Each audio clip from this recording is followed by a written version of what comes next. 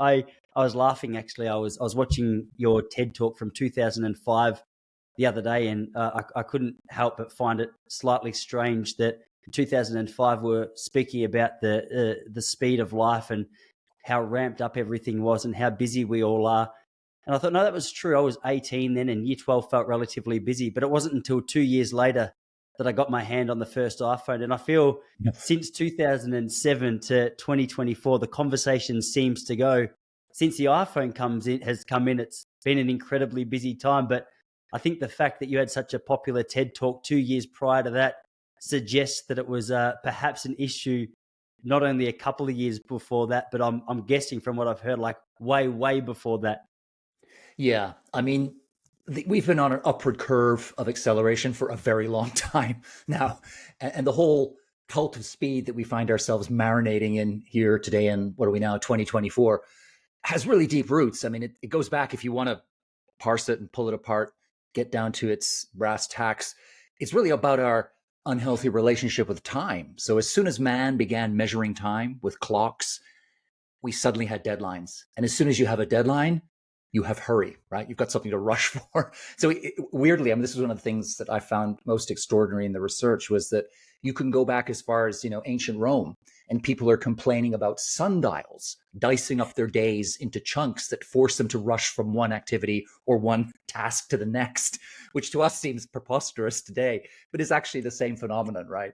But if you come forward now a couple thousand years, of course, we've added technology, we've added a kind of consumerist culture, a shop all the time. There's all these other pressures have come into play. And then more recently, you put your finger on it very accurately at the start there, with the explosion of social media. And then suddenly we're all wandering around with a weapon of mass distraction in our pockets. We've been doing that now for a good 15 years. Yeah, I guess it's no surprise when you think about the fact that the one thing we did have in common with even the ancient Romans was we all were on limited lifespan. So at the Yeah. outset, we know that there's an ending coming. Like there's a limit to how much we can fit in, and no matter how effective or how organized or how productive we are, we realize that we're probably going to fall well and truly short of the amount that we would like to achieve with our life. But it certainly seems that modern technology, it's the blessing and the curse of the productivity tools and the iPhone, is that you can get much more done. But I had a conversation with a bloke the other day, and we were saying that it seems that the more productive we get, the more time we have for more productivity. But that thing that we constantly long for, perhaps a little bit of downtime, seems to constantly elude us.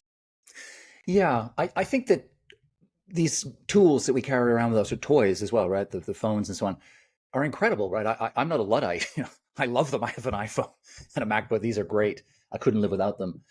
The trouble is that they often create the illusion of productivity, right? So we have the sense that we're getting a lot done, but what we're very often doing is just ticking boxes, right? We're skimming the surface of things. We're multitasking. We're doing 4 things at the same time, which very often means doing 4 things not very well, right? So we've ended up, because we've got so fast now, because the virus of hurry has infected every corner of our lives, and every moment of the day is a race against the clock, we've put quantity before quality, right? So we've reversed the equation. So I think that explains why we have this sense that we're surrounded by unimaginable material wealth. We're surrounded by incredible technology and goodies that even our grandparents would have found science fiction in their childhood. And yet we feel, A, like there's never enough time, and B, like we're alone, we're disconnected from people, and we're not really that happy. It's kind of a weird modern paradox that we have all the tools to live these incredibly full, beautiful, luminous lives, and yet many of us feel like we're trapped in a box, right? Just constantly rushing on a hamster wheel that never ever slows down and never stops. And it's funny, you talked about mortality there. I think getting quite deep here early on, but I think that mortality actually can be a double-edged sword, right? In a lot of ways, it can be a bonus, right? It can be a boost. It can help us focus on the fact that, yes, we do have a limited amount of time. So the question then is, how do I make the most of my time? And the trouble with modern culture is it tells you there's one way to make the most of your time, and that is to speed up, to do more and more with less and less time. But that puts you in the quantity box, right, rather than the quantity one. And this whole slow revolution that I've been working with now for coming on 20 years is about turning that around, flipping the script and saying, no, the best way to make the most of your time is not to speed up, it's to slow down, to do fewer things, but to do those things well, to give each moment the time and attention it deserves so that it lights up and becomes something of depth, texture, meaning, purpose, joy, productivity, right? All those things wrapped together into a beautiful bow. But we're knocking up against a culture that constantly bombards us with the idea that slower is worse, right? That slow is a dirty word in our culture. It's a four-letter word. It's a byword for stupid, lazy, boring, unhappy, unproductive. You slow down your roadkill, right? So those of us on the slow side are fighting constantly against this myth that faster is always better, because it ain't, right? Like sometimes it is. I'm not an extremist of slowness. I love speed. Faster is often better. We all know that, right? But not always, right? And that's the key that unlocks this slow revolution with a capital S, slow. It's not about doing things as fast as possible. It's about doing them as well as possible. So there are times to speed up. There are times to slow things down. It's about finding what musicians call the tempo giusto, the right tempo for each piece of music. So sometimes you got to put the pedal to the metal, right? But other times you've got to ease off. It's like lean in, but sometimes lean back, right? On, off, fast, slow. It's about finding that music and magic that unfold when you hit the right speed, you find the right tempo, the right cadence. And that's for everything, from parenting to the workplace, to making love to your partner, to exercise, to how you eat. It just filters through every single thing you do. If you arrive at each moment thinking, not how can I get through this as fast as possible, but rather how can I do this as well as possible? Super, super simple idea, but one that is a total game changer, because it just completely reframes every single thing you do and puts you on a path to living a life worthy of the name. Yeah, isn't that true? I mean, I'm glad my wife's here not to confirm it, but I do a lot of those things much too quickly. And Yeah. I mean, it strips away quality, that's for sure. I laugh because I see myself, whether it's temperament or whether it's habit, I'm not 100% sure, maybe a combination of both. But I think the reason I'm so interested in what you speak about is because naturally I seem to tend towards hurry or speed or rush or whatever you want to call it. And as a result, I think a lot of what can be produced, if I'm not conscious of what I'm doing, can lack quality. I've always admired certain creatives, especially I've got a couple of photographer friends and a couple of artist friends who paint and draw, and the pace that they operate, at least on an outward level, they often say they don't feel as relaxed as they they often look, but the Yeah. pace that they operate through the work that they produce always stands out to me. There's very few loose ends. It seems as though the final product is a really good catalyst for the amount of work and time they've taken to produce it. But in saying that, even though I'm aware of it, it's amazing how not just myself, but so many people who are on this hamster wheel of speed and hurry and more recognize deep down that there is a real quality to slowing things down for the exact reason that you just said. But I don't know, I'm sure you've been asked this question plenty of times before, but what do you think that is? Why is it you think that so many of us fall into the excitement of hurry potentially and lose quality as a result? Well, I think there are lots of reasons. One, we touched on it earlier, the cultural narrative, right? The story being told to us all the time is, lunch is for wimps, the early bird catches the worm, right? It's all about speed carries the day. So there's the cultural pressure to go fast. I think there's also a chemical, almost biological dimension to all of this, that the adrenaline rush you get from doing several things at once, being very fast, all that vortex of hurry and rushing and speed and stress is addictive, right? It's like a head rush that we find really hard to let go of. And in fact, they've shown in recent research that if you take away a smartphone from a person and then you measure all their vital signs, they have a similar reaction to the reaction that a heroin addict has when you take away their fix, right? Like we are chemically, physically addicted now to grabbing that phone every 50 seconds and looking, even if we are pretty sure nothing's there, nothing's changed, we just can't stop, right? So we're on this, almost in this kind of biochemical feedback loop. I think if you go a little deeper, and this is something many of us never really confront until sometimes it's a little bit too late, is that for a lot of us, I think being very fast and very busy and very distracted is a form of denial. It's a way of running away from deeper problems. It's a way to escape ourselves, right? Because what are you doing when you fill your head with distraction? you're sweating the small stuff. And when you sweat the small stuff, you're turning away from the big stuff, the big questions like, who am I? What is my purpose here? Am I living the right life for me? It's much easier just to fret and freak out over the little things like, where are my keys? I have an 11 a.m., right? That's less scary than thinking, maybe I've been living on autopilot for the last 5 years. That's the kind of big question you need to grapple with to design a life that you're going to be that's going to feed you and you're going to be proud of on your deathbed.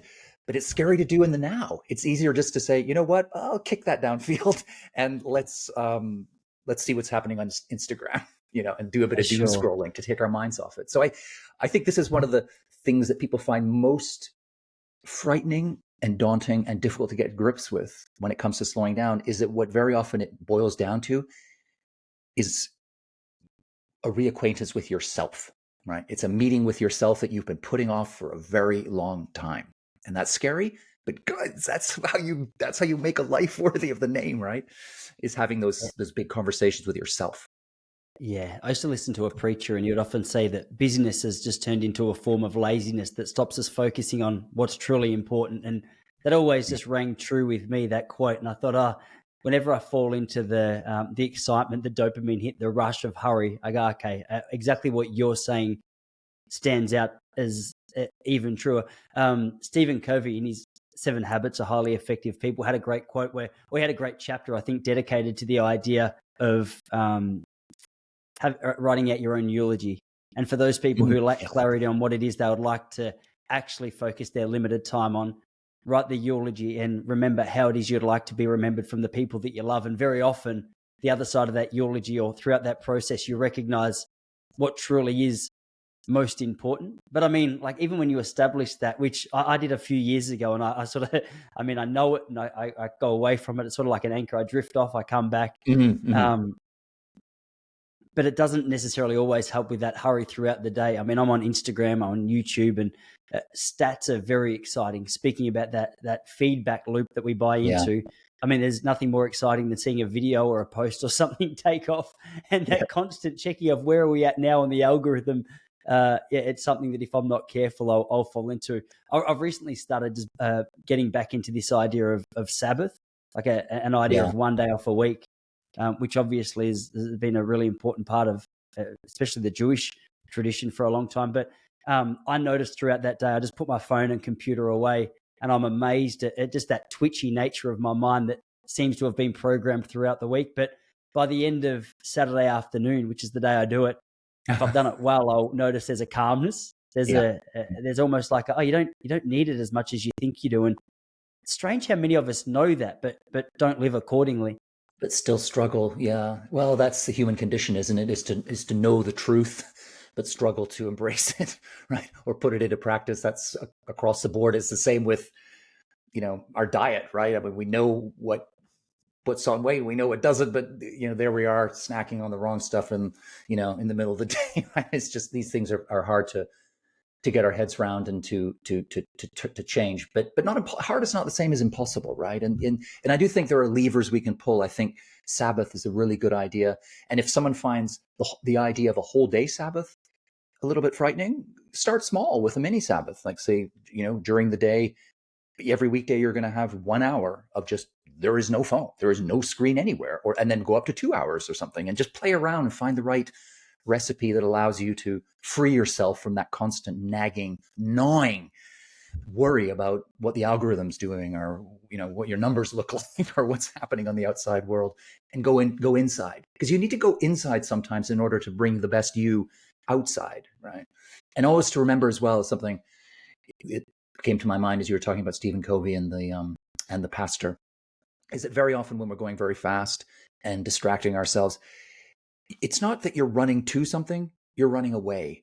And again, that's a scary thing to get to grips with, but it's essential, right? A life, the examined life, as Socrates talked about, that's really what life is. And you have to slow down to do it. I love that you mentioned your friends, the artists, because that's one of the main benefits, or big benefits, that people notice almost instantly when they slow down, is that the creative juices begin to flow, because there is, and always has been, an intimate, deep, powerful bond between creativity and slowness. It's a bond that the greatest thinkers in the arts, science, and business have always understood that you need.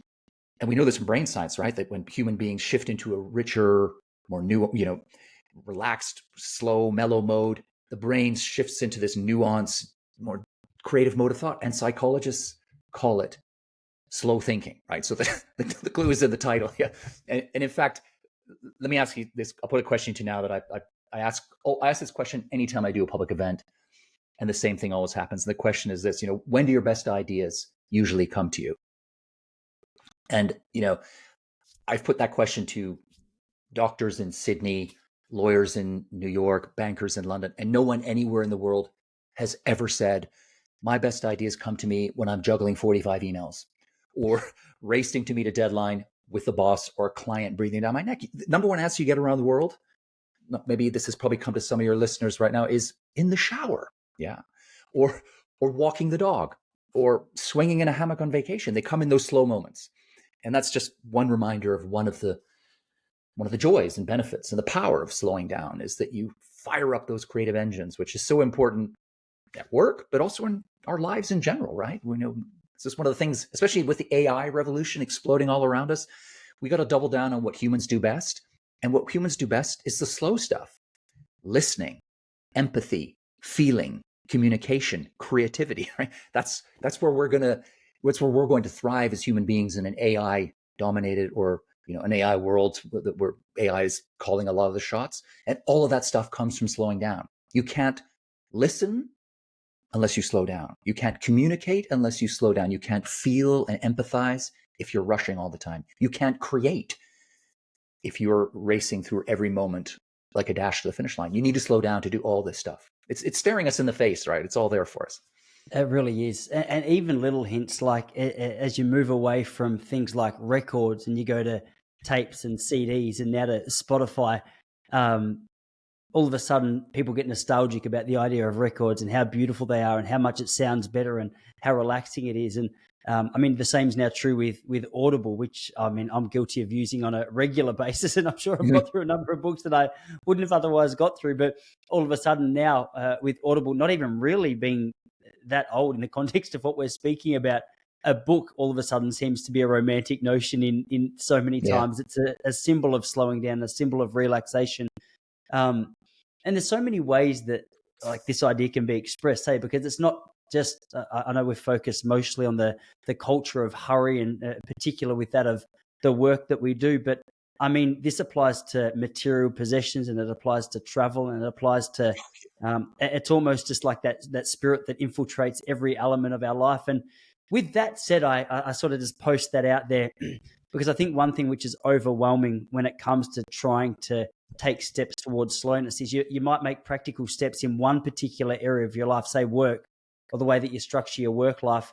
But then all of a sudden you realize you've got 2 weeks of annual leave and you want to go to 14 places and it can creep back into the times where you've scheduled for relaxation. And so like, are there any real practical steps that people can take when they're trying to clarify, all right, like I want to slow down, where do I start and how do I make decisions around what that looks like? Yeah, there's all. In fact, I've just published a book actually called "Slower: 50 Tips to Slowing Down in a Fast World." So yes, there are lots of levers we can all pull on this. Where do we start? Just as a general one, I would throw out right now is because I've done some of this myself recently, is just being in nature, like just being in green space. We know that being in green spaces has a calming, tranquilizing effect on human bodies and reduces feelings of stress and so on. But there's something about spending time in nature, and that could be, a long hike in the woods, or it could just be 20 minutes in the park, is that it kind of reframes things a little bit. Suddenly I think a lot of our petty worries start to seem a little bit pointless and small.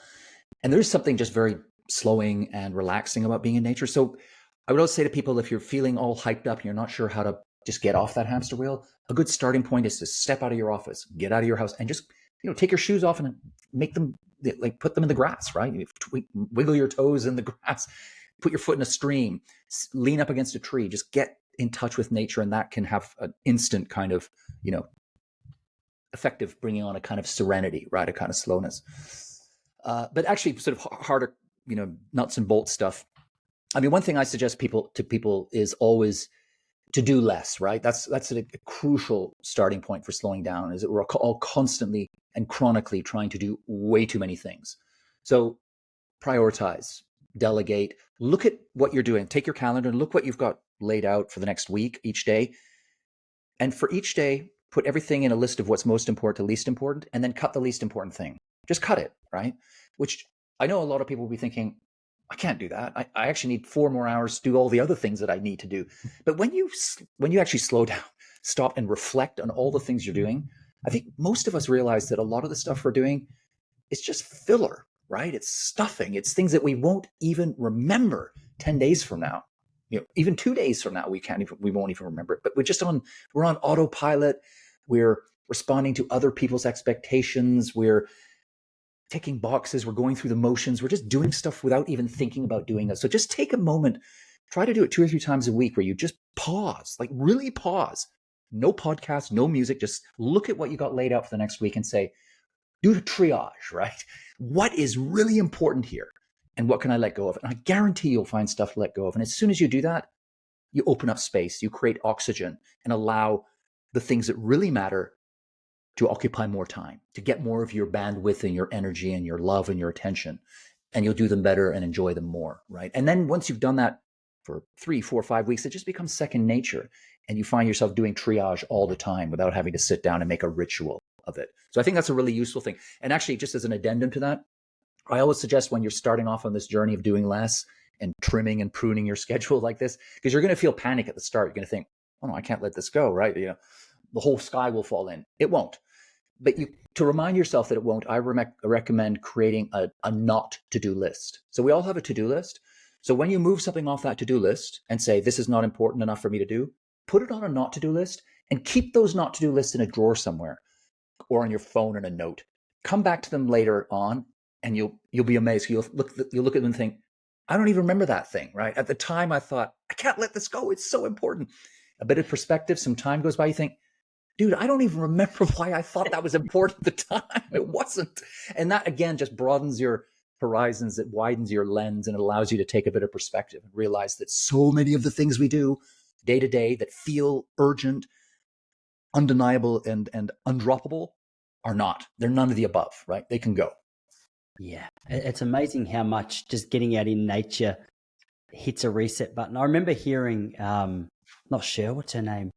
Oh, I can't believe I'm blanking on her, but she's it's going to annoy me. Anyway, there was a female musician from the 90s. She was on Joe Rogan's podcast about 18 months ago, 2 years ago. And I remember it really struck a chord with me because one thing she said is she would speak about, or she would think often about the things that she feels give her life.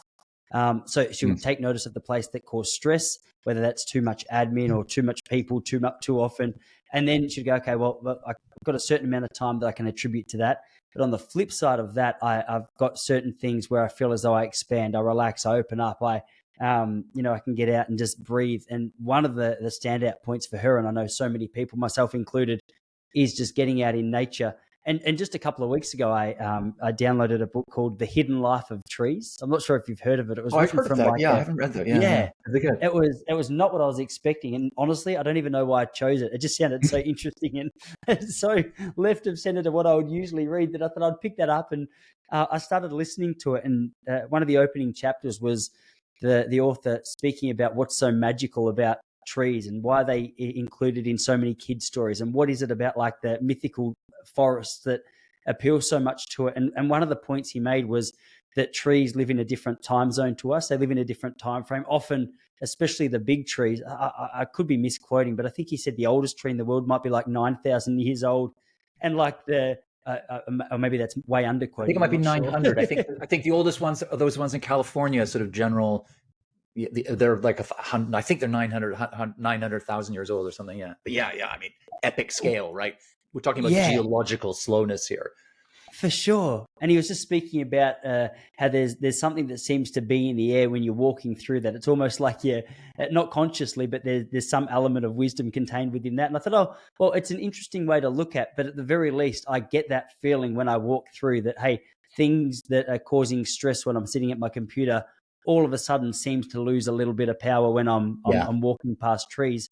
the same is true when I'm looking at a sunset or an ocean or something else which is way bigger than me, and the problems that I've got in my mind, or sometimes even the problems that exist but have made bigger in my own mind than what they really are. Yeah, I think that's what it comes down to. It's that kind of scale thing. To these problems feel enormous, right? When we're sitting in front of our laptops, but you step away and look at the big picture and you think these are not big problems. In fact, they don't even need to be problems at all. And it can be something as simple and as free and as accessible to pretty much all of us as getting out into a bit of green space, right? I mean, you don't have to be wandering among 900-year-old trees, right? You can just go down to your local park and, sit under a willow or whatever it is, and that's, I think that's such a reminder that we're all creatures of the natural world, and that we've been living now for a good 200 years at an industrial pace, right? Who's been setting the pace? It's clocks, it's computers, it's machines, and yet we're still natural creatures, right? And the natural world, nature doesn't do speed, right? I mean, nature is the embodiment, right? The apotheosis of the slow philosophy, doing things at the right speed, right? Nature has its own rhythms and tempos for everything. And it all works beautifully, harmoniously, and eternally. And it will outlive all of us with our rushing around. Let's be honest here, right? In the long run. But what happens when we try and speed up nature? It usually ends badly, right? Often for nature, but always for us. And so here we are. We've got this perfect example all around us. This inspiring example of slow on our doorsteps. And I do think that more and more people are alive to that now and are moving in that direction. And I kind of feel also that just in the broad sweep of the history of the slow revolution, that the pandemic was a big inflection point. Because what was the pandemic if not a global workshop in slowness, right? I mean, it just forced everybody to slow down. Suddenly there was no FOMO because there was nothing to miss out on. And now it's funny, a lot of people wrote to me during the pandemic and said, you must be so happy, right? Everybody's been forced to slow. And let me just make it clear right now that I was never happy about the pandemic at any point. It was a total ordeal for everybody in lots of different ways. But I do think for a lot of us, it was that rare thing. It was a moment, a long enough moment to stop, right? Just to get off that hamster wheel and to look inward, to ask those big questions, to let our minds wander. And I think a lot of people, it's why you look around and many people came out of the pandemic thinking, you know what?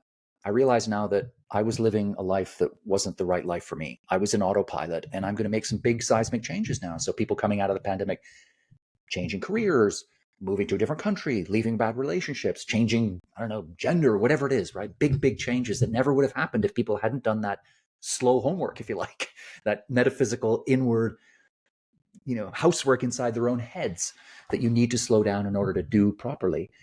The pandemic, that was kind of a silver lining, I think, for many people. And it's very revealing that you look at polls now and people are really, especially for younger generations, they're looking at the workplace, for instance, and saying, okay, I want to thrive, I want to do well, but not at all costs, right? So you talk to HR departments around the world now, and they'll say the same thing. They'll say young people are coming in, they've got great credentials, they've got energy, they want to work really hard, but they want to, they don't want to give everything over to the job. If they want to go home at 6 p.m. to give their newborn baby a bath, right? And if we don't allow them to do that, they'll go set up their own company or work for a company that will. So I do think that some tectonic plates are shifting here below the surface that we see in the workplace. We see it in the way people are living their lives at home, how they're educating their children. And a lot of that, what stitches that together, I think, is slow. This idea of getting back to a pace that is more natural, that feels right, that makes sense of the world and the lives that we're living. And a lot of that comes down to pace, and a lot of that comes down to slowing things down, let's be honest. Yeah, that's such a good point. I mean, even here in Australia, my wife and I, throughout the COVID pandemic, we were in Melbourne, which was sort of like a little bit embarrassing to be in to the rest of the world, just based on how it was being handled. But fairly early in the piece, we got out of Melbourne and we moved to a little coastal town. And ironically, the pace of the coastal town slowed down based on the fact that there's not as much traffic, but also it's quite or at least at the time that we moved here, it was pretty much a retirement village. The average age, I reckon, was 94. And we came here and reduced that average by however many years, just by us two moving. But throughout that period, there are a lot of families, young families around our age, 37, a little younger, moving down and, just pressing reset. And a big part of that was like the restructuring of their jobs. A lot of them for however many years had to be at the office because that was just what you did. That was the way you worked. Mhm. And then when the pandemic hit, people said, well, you can't come into work, but we'll make this work from home. And I laugh now because we're 3 years on or 2.5 years on, whatever it is. And so many of these people are still working full time at home, not because anyone's worried about COVID anymore, but Yeah. because they've realized, like, there's no way we're giving this up. This is amazing. Amazing. Yeah. Like, look at the productivity. Like, look at what it is that we're actually achieving. You're trying to convince me I need to come in there away from my family and kids and hang out with you guys all day. It's just not going to happen. And so, I mean, there's some real revelations throughout that period. And I think you're right. Like, I really noticed it in myself, and it seems clear that so many other people noticed that there was a different pace and a different focus that you could bring into your daily life that, without that, maybe we wouldn't have even had a chance to pause and notice existed. Yeah. I mean, the flip side, of course, is that there's still a big dominant drive towards acceleration in our culture. I mean, I'm not some Pollyanna here telling you that slow has won the day. I mean, there's a gym a few blocks from my house here in London that runs an evening course in speed yoga, right? This is for people who want to salute the sun and bend their bodies into the lotus position, but they want to do it in 5 minutes, instead of an hour. I just think you might not be understanding what yoga is all about. And I thought speed yoga had to be the most absurd manifestation of this roadrunner culture till a friend of mine in the United States got invited a little while ago to a drive-through funeral, right? I wish this didn't exist, but it does. The church places a coffin at the entrance. The mourners pull up by car and they say farewell to a loved one through a pane of glass, right? It's like picking up a latte at a drive-through Starbucks. I mean, it's fast, but you think, is it still a funeral? Right? Yeah, would you like fries with that? Like, what an experience! It's just, you just think, talk about racing through our lives instead of living them. But then, let's go back to the upside, which is on the other end of the ledger. I do think that we are now much closer to embracing slow in a really wide and deep way. I've just in the last few months, especially in the workplace, I've seen a lot of big changes. I mean, Cal Newport, the writer who's written a lot about distraction zone, he's brought out a book called Slow Productivity, which is essentially taking these ideas of slow and putting them right down into the workplace, right? And I don't think anyone would have dared write a book entitled Slow Productivity 5 years ago, but there it is, right there, on the bestseller list in 2024. One of the leading business productivity thinkers at Stanford University recently published a big article in Inc. And his thesis is that the key phenomenon of 2024 is going to be what he calls strategic slowness, right? So all these pieces are falling into place now, which for me is amazing, right? Because I've been banging this drum for a very long time, and to see it all coming in a way to fruition now is kind of exciting, really. Because definitely, 20 years ago when I wrote my first book in praise of slow, which basically became the handbook of the slow movement, I felt like a lone voice in the wilderness, like I'd kind of stumbled in from the desert with the truth, if you like, or my truth, or a version of the truth. And now to see it being held up in so many different walks of life is just extraordinary. And it makes me feel optimistic that we'll crack this nut. For sure. Yeah, it's interesting. I first discovered Cal Newport actually walking the streets of London. My wife and I lived there we moved there in 2016 and we were there till 2018 in a little place in Tufnell Park. I'm not sure if that's anywhere near you.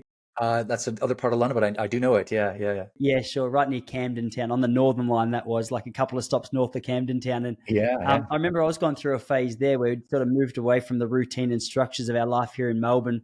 It was not only placing us in a new culture, but it was so many of the commitments that we had were I guess, being at least questioned at the bare minimum. And I remember, walking around there. I think it was Deep, one of the works on one of his books around productivity, but in the sense of just I think that's about the time it came out. Yeah. I'm not sure how new it Deep was. Work or something, or Deep. Deep Work.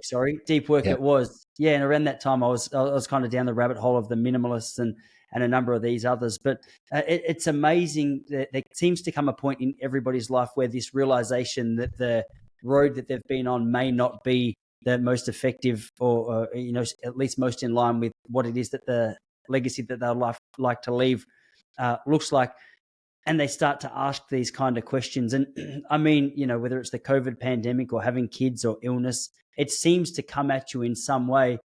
But I mean, you said around 2005 was kind of your entry point, or around 20 years ago. What did that transition, or what did that sort of journey look like to you coming into Yeah. this slow world? Well, I now we're all these years further on, and I'm a few books deep into my writing career. I realize now that all my books start with a personal existential crisis of some kind, and the first book, In Praise of Slow, is no exception to that rule. Back then, I was just stuck in fast forward. I was just in roadrunner mode. Every moment of my day was a race against the clock, and I realized that I just lost the plot when I started reading bedtime stories to my son. And back in those days, I mean, I just couldn't slow down. So I'd go into his room, sit on his bed, and speed read Snow White. Yeah. So I'd be skipping lines, paragraphs. I became an expert at what I called the multiple page turn technique, which I don't know if you, yeah.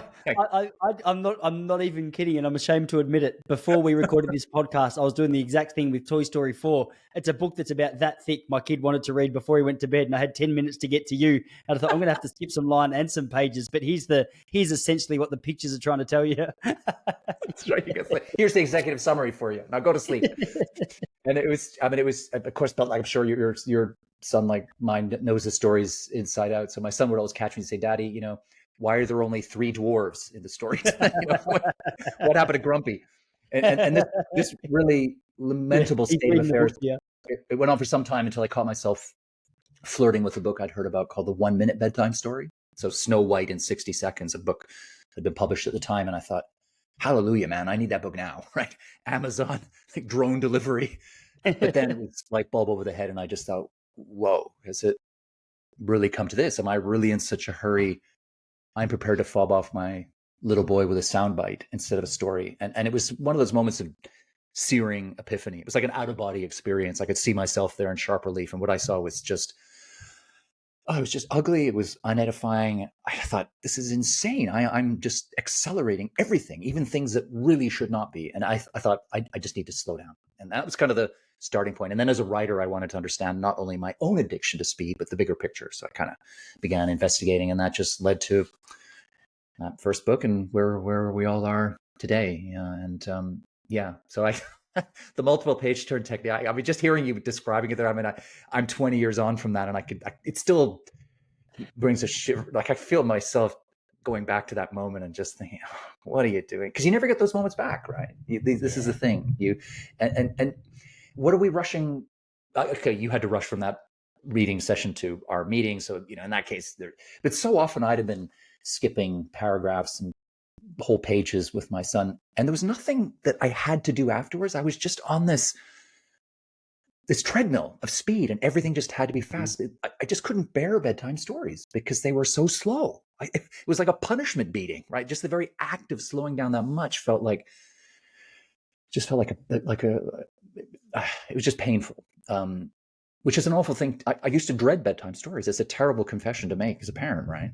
But then, of course, the happy ending is that by slowing down and doing them at the right speed, I fell in love with bedtime stories. It became the magic moment at the end of my day when I could leave everything behind, turn off my email, my messages, and just disappear into a bubble with my kids and tell stories and laugh and cuddle and just be together, and became my reward at the end of the day. But I had to slow down in order to get there, right? Whereas when I was stuck in that roadrunner mode, I was thinking, how can I make this better by going even faster? Which at some point you hit a wall because you can only ever go so fast. And I think, just to go a bit meta here, I think this is where we are now as a culture, that we are bumping up against the limits of how much speed we can take individually as human beings, for our health, mental and physical, for our relationships, and the planet, right? The planet is heading towards burnout as well because of all of this speed, this turbo consumption and work and everything we're doing all the time. And so I think we're getting to that end game where we've got a choice to make. Do we carry on the upward curve of acceleration, or do we flatten that curve out a bit and start slowing things down and finding moments to be fast when speed is the best policy, but reconnecting with our inner tortoise when slowness is called for, right? Because basically for me, in a world addicted to speed, slowness is a superpower, right? And that's what we've got to hang on to here. That slowness is not a form of failure. It's not boring. It's not stupid. It's not going to turn you into roadkill. If you tap the power of slowness, it will fire up everything you do, right? From your work to your relationships to your diet, every single thing, right? If you get the pace right. So this is there for all of us, right? It's not something we have to wait for somebody else to do. We can all start now by, whether it's, we talked about doing less. I mean, even just we touched in passing on technology. I mean, use the off button, right? I mean, it's on every single gadget we carry around with us, but we don't use it. I came across something recently, just following on from the tech thing, which again makes me feel optimistic that we will reinvent our relationship with technology and find a better, more balanced way to be with screens. And it's this new ritual. It's called stacking. I don't know if you've come across it. I don't know if it's I've definitely heard of it. Does it ring a bell? It's this idea that when particularly young people go out for a coffee, or they all sit around the table and they pile up their phones in a stack in the middle, and whoever grabs the phone first to look at TikTok or Snapchat pays the bill for everybody. So it's just a fun way of saying, we have this moment here together now. We'll never have this moment again. Why ruin it by trying to be in several moments at the same time? Let's just slow down and be here together in this moment. And, that's a new social ritual that's been forged by the digital native generation, right? Not by my generation. We didn't grow up with screens, right? It's been formed by those people because they are themselves bumping up against the limits of what speed can do for them. They're realizing that, yeah, social media is a lot of fun. It can bring all kinds of richness and discovery and learning and connection. But if you're on it too much and in the wrong ways, it can bite you on the rear end, right? And why not just take a pause, step back, and ask ourselves in every moment, is this a moment for the speed of the screen or a moment for a pace that's more human, right? And just playing that dance, right? That dance between fast and slow, finding the right rhythm, whether it's having a coffee with your friends or a business meeting or the conversation you have with the person at your corner shop when you're picking up a pint of milk, whatever it is, right? Just getting into that moment with being present, being in the moment, and choosing the right pace for the moment. Yeah. Actually, ultimately, kind of simple. But of course, for all the reasons we've touched on through the interview, hard at the same time, right? Because we're so programmed, we're so wired, we're so drenched in this idea that faster is better. That's our default setting.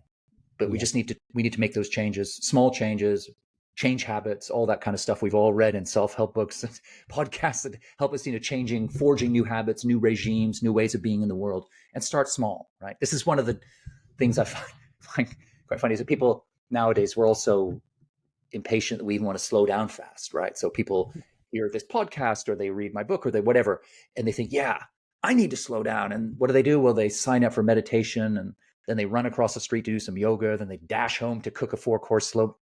No, that's not the, and also you've got to realize that there will be withdrawal symptoms, right? When you start slowing down, you're going to make one step forward. You're probably going to do one step back. You're going to go one step side, but just keep going, and you will get there. Because I tell you what, you said this of yourself at the beginning. I am a natural type A, right? I am born and built for speed. So for me, it was a long process. I didn't suddenly snap my fingers and I had the intercom of the Dalai Lama in 3 days, right? It doesn't happen that way. I fell off the wagon many times. And even now, sometimes I find myself going a little faster than I should. But, I stuck with it, and I, went through and came out the other side. So that now, genuinely, I can tell you, honestly, I don't feel rushed ever. I just basically don't feel rushed anymore. I get lots done. People look at my life on the outside and say, man, that doesn't look very slow. You're doing all this stuff. But what matters is what it feels like to me. And I don't feel rushed. I feel like I'm doing the stuff that matters to me, and I'm doing it at the right speed. And that's really that's kind of the secret to life, I think, in a lot of ways. Oh, for sure. It really is. I mean, so much of what you just said rings so true to me, particularly to rewind back to what you were saying in regards and what I confessed, maybe wrongly. So maybe you're the wrong man to confess to about reading through the kid's story. It is interesting when you're rushing through a task just for the sake of rushing through a task, and you can be honest with yourself, how often you realize that the task that you're rushing to has become the new thing that you are rushing through. Like that treadmill really does never seem to stop. And there's a stress within that sort of can't be eliminated. But one thing I've caught myself, and this is true, I mean, I'm not just saying it to stay on point, but one thing that I noticed specifically, because I too find bedtime stories very draining, especially my 3-year-old kid can yell consistently all day and never stop questions. And I just go to bed immediately.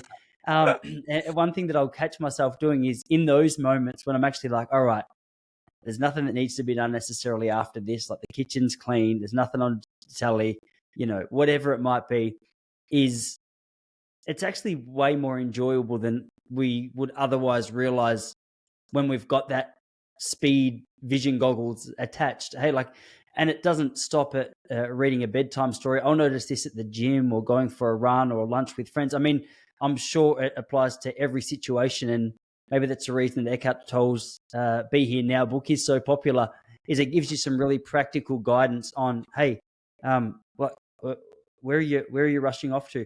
I like what Ram Dass used to always say. He's like, he used to always say it was like nowhere to be and nothing to do. And despite the fact that that's like to a certain degree untrue, that approach to life makes every element a little bit sweeter, a little more enjoyable. And I guess for me, at least, gives me a taste of what that artist's life must feel like. Yeah, it just takes the pressure off, doesn't it? Because I just feel that there's the pressure to go fast, but also now we've added another layer of pressure, which is the pressure to perform, right? So that's social media. So we're not just doing all this stuff, we're actually putting it out there in a promotional version of ourselves, right? To look good, to boost our ratings, to goose the algorithm, to enhance our status and stuff. So we've got this extra layer of pressure, which I think moves us away from what really matters, because when you've got the essence of what's really important in your life, the things you want to do or need to do to give life real meaning, you add speed on top of that, you're already moving away from what's important. You add performance on top of that, you're then another step away, right? So it is tricky. I'm not being Panglossian here, right? This is not the easiest thing to do in the world, is not to slow down, but it's the most important thing, right? And it is there for everyone. But we have to be aware of the resistance that we're going to find in our social circle to our own deceleration, and in our own minds and bodies, because there's going to be pushback from our own selves against this new way of being in the world, this way of being a little bit more slow. But stick with it, right? I mean, that's always my message, is just bear with it, and you will start to see the fruits, because that's one of the joyous things I think about slow, is that you do taste right away the benefits of it, right? So if we talked earlier about going out into nature, right? You can feel that, right? You can feel it in the pores of your body. You can feel it in the marrow of your bones, right? That you're just a little less fraught. You're a little less frenetic when you're out in nature. So that's that's a payback that comes instantly.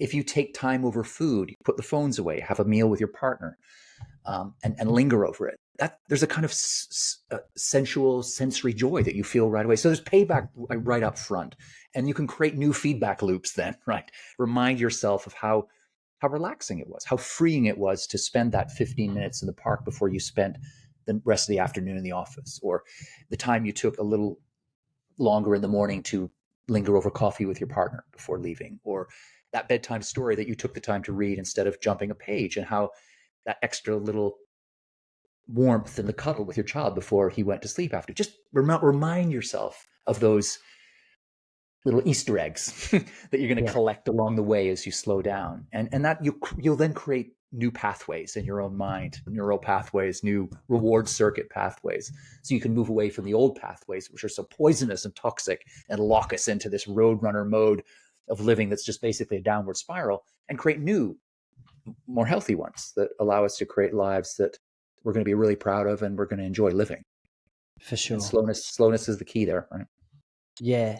You said before that, you'll still catch yourself from time to time falling into the habit of speed and hurry and, whatever it is that you preach against. And I like the idea that you started out saying you're a type A personality originally, like that sort of might be the fuel to the fire. You often hear people preach the message they need to hear the most themselves. And I think that's exactly why I'm so interested in everything you want to say, or everything you have to say, because it's the message that it seems, no matter how many times I'm told, from sometimes it'll just sort of slip through my grasp of understanding. I'll be checking emails and Instagram and, trying to read books to my kid all at the same time, and none of them are effective and they're all causing frustration. But when you do catch yourself in those moments now after 20 years in the scene, what does that period of recognition and, I don't know what the right word is, but perhaps diffusion of that particular situation look like to you? Yeah, I guess what it is now is it's just a little pause moment of awareness, and I laugh at myself and I think, here you're not practicing what you're preaching, and just take a couple of deep breaths and go back to doing whatever it was I was doing a little more slowly, right? And that's often one thing I suggest as well. Coming back to tips, is I think of this technique as this kind of speed audit. So just randomly at moments throughout the day, pause, stop whatever it is you're doing, and look at how you're doing it, and ask yourself, am I doing this at the right speed? Am I present? Am I here in the moment, or am I going too fast? And if the answer is yes, I'm doing it at the right speed, hooray, go back and carry on as you were, right? But very often it's not, because we just slip into too much speed without even thinking about it. It becomes a sort of default knee-jerk reaction. So if it is, you find, oh, I was doing that too fast, take 3 deep breaths, reset the body a little bit, go back to doing whatever that task was a little more slowly. And just drop that speed audit into your day 4 or 5 times a day. Do it at work a couple times, once at home, maybe once in the store when you're doing some shopping, whatever it is. And you just, again, that then will become a kind of reflex. You don't then have to say, okay, time for my speed audit. You're just constantly, the awareness is there. You're carrying it around with you like a man bag or whatever. It's just there to tap into if you need to. I don't carry a man bag. I hate that. I'm more of a minimalist type. Got my phone in my pocket. That's about it. And even that, I try and palm that off of my wife. Yeah, so I think you just build up these. It's like a toolkit, right? Which at first is a bit self-conscious. It feels a little heavy. You think this is a bit artificial, but it kind of works. You stick with it, and then it becomes a natural reflex. Yeah. I mean, the phone's a really interesting one. It's come up a few times in this conversation. And I mean, it's one that I think everyone listening to this conversation is going to be at least aware of the appeal of. And one of the most terrifying things I get each week is my notification update. Like, what was my screen time compared to last week? And it always makes me nervous, because even for a bloke who thinks he's on the ball or on the pulse with what's going on with the screen time, sometimes the numbers will shock me, whether it's the amount of time spent on there or the amount of times I checked it.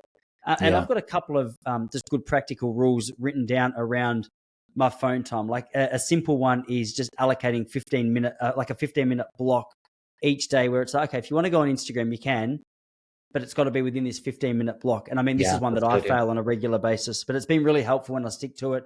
Have you got any just general guidelines around like the use of the technology that can be so, time draining, time sucking in the way that you used it? I mean, I think definitely having blocking off certain times, I think this is when I look and this is when I don't. That's very helpful.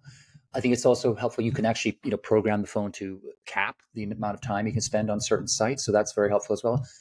Making sure you're looking at your times, looking back at the end of each day, because that can give you a little bit of a jolt and a reminder of just how much time is being sucked up by the black hole of social media, because we don't often realize in the moment how much time we're giving over to it.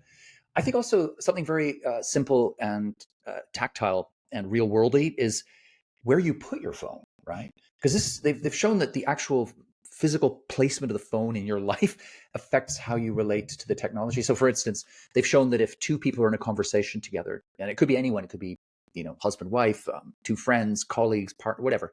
If there's a phone visible, just visible, it doesn't have to ring or vibrate or light up, just visible on the table, those people keep the conversation at a more superficial level, right? Because part of our brain is thinking, there's a phone there. What's happening in the distraction is kicking in.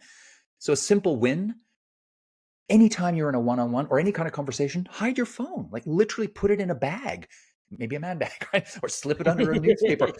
Just put it out of sight, right? And that very small act of slowness can make a big difference to the tenor and texture of the conversation you're going to have with people. So that's when you're having it one-on-one. But even if you're at your desk, working alone with your laptop or wherever your kitchen table, wherever you do your work, if the phone is there within your sight line, it's going to be chipping away at your attention. It's going to be niggling away. It's going to be whispering to you, right? Put it out of sight, put it in a pocket, just put it out of sight. And that can make a big difference as well. Yeah, I noticed that. Like, one of the things I'll get so frustrated at, and my wife gets over it, because she thinks she can do 2 things at once. And in very many cases, she can. But whenever we're in a conversation and one of us has the phone out, it's a golden opportunity for the other one to go, okay, so like I didn't realize I was boring you so much with that situation. It is amazing how subliminally you take on that. Oh, okay, well, whatever I'm saying is clearly not important, based. It's not worth. It sort of hasn't justified your eye contact or your body language or whatever else. It is crazy how much of an impact just those little things do make in at least the seeming meaningfulness of a conversation. Yeah, I know. And these are very small adjustments that we can all make, right? I mean, no one is forcing us to have our phone in their sight line on the desk, right? That's just, no one is doing that's such an easy win, right? And I'm not saying that's going to revolutionize your whole relationship with technology. That's part of a bigger conversation and a larger journey, but it's a good first step, right? All of these little levers there that we can all pull to begin to free ourselves from the tyranny of constant distraction, which, let's be honest, is we all feel it, right? And the temptation, and let's face it, some of the smartest people in the world are over there in Silicon Valley working out exactly how to capture and monopolize our attention, right? It's no surprise that we're falling into this fly trap, right? It's a very, very cleverly constructed, trap. So we need to be equally clever and savvy about getting ourselves out of it. And we need to do it together, I think, as well. This is the other thing about slowing down. We've talked a lot about what I can do, what you can, but what we can do is so important as well. I mean, there's a wonderful old proverb: if you want to go fast, go alone. If you want to go far, go together. And I think that's a reminder that slowing down, it's not just about, of course, a big part of it is being more productive, more creative, having, being healthier, all happier, but also it's about reconnecting with other people, right?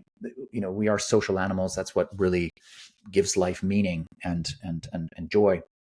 And we can only really do that if we slow down and take those phones off the table. We're having a conversation, be together, take time to listen. And that's how we'll build a world where everyone can, thrive and thrive together. I think so much of what slowness can sometimes, I do sometimes find this in the conversation also, it can be very sort of self-referential. It's all about how can I live a better life? But I think we want to widen out. And whenever I write about slow learning, I would always add that extra dimension of the we, right? It's not just the I, it's the we. How can we slow down together? How can we help each other find the right pace that allows us to live better and create a better world for everybody?